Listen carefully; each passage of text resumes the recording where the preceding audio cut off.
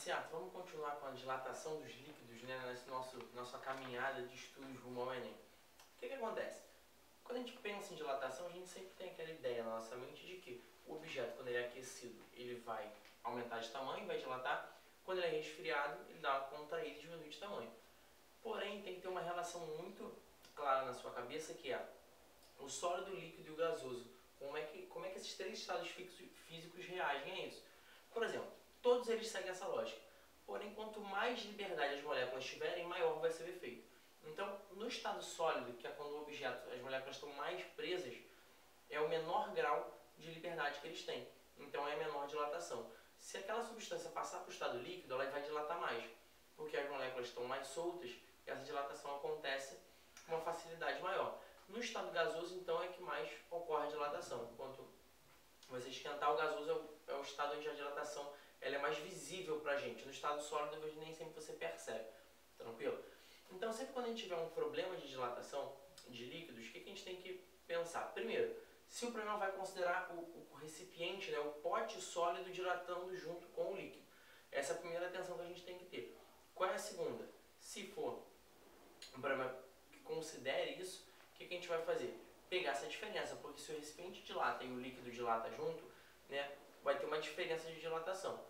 Caso o problema não considere, você esquece o recipiente sólido, considera só a dilatação do líquido, que nesse caso vai te facilitar. O problema vai ser resolvido por um caminho mais rápido, fica até mais fácil, né? E é sempre importante a gente lembrar que líquido só faz dilatação volumétrica.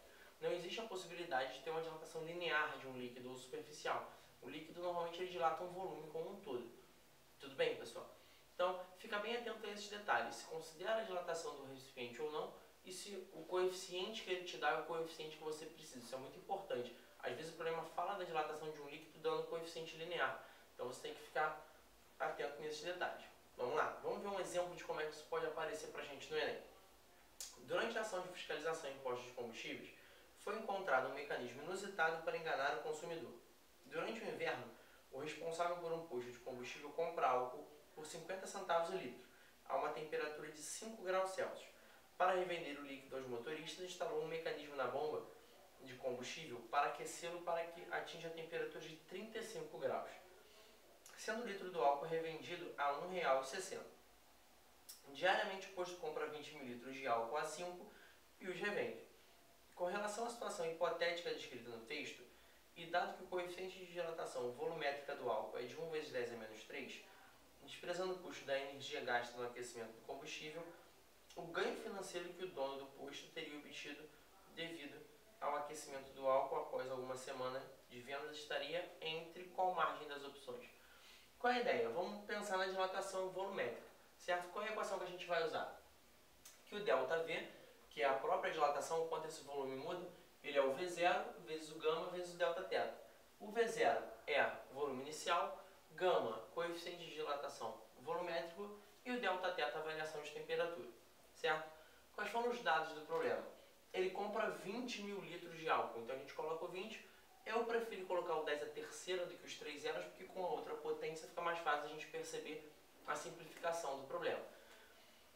Aqui dá o nosso alfa e a variação de temperatura. Ele pegava o álcool a 5 e levantava a sua temperatura até o 35. Como sempre a gente pega final menos inicial. Legal, galera? Então, ó, multiplicando, eu posso simplificar essas potências e conclusão, 600 litros de álcool a mais são vendidos devido a essa dilatação. Ele compra 20 mil e faz esses 20 mil virarem 20.600 para tentar vender mais. Como é que eu descubro o lucro que esse cara vai ter? Primeiro, 600 litros de lucro, é o quanto mais ele vai vender. Tudo bem?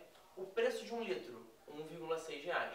E aí o que a gente tem que ver? Quantas vezes isso é pedido na questão. E a questão fala sobre 7 dias, que é uma semana. Por isso eu multipliquei no final aqui por 7. Sempre é importante você ficar ligado no tempo que a questão vai falar para você. Às vezes fala meses, às vezes fala semanas, então às vezes é uma distraçãozinha que faz a gente errar. Legal, pessoal? Multiplicando por 7 vai dar R$ 6.720 de lucro.